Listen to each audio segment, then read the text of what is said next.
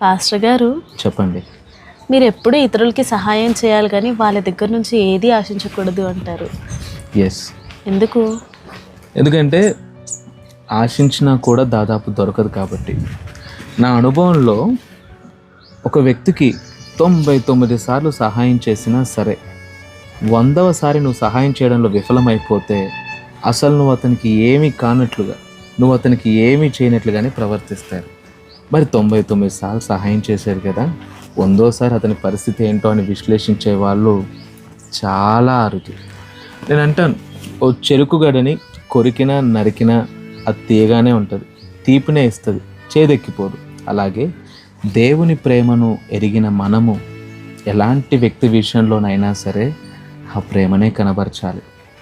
వ్యక్తుల దగ్గర నుంచి ఏదో ఆశించి నువ్వు మేలు చేయడం నేర్చుకున్నావు అనుకో, మంచివాడిగా ఉండాలనేటువంటి ఆలోచన కూడా మార్చుకుంటావు.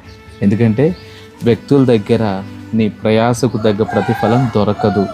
అయితే ఎందుకండి మేము ఎందుకు మంచి పనులు చేయాలి అని అంటారా? దేవుని బట్టి.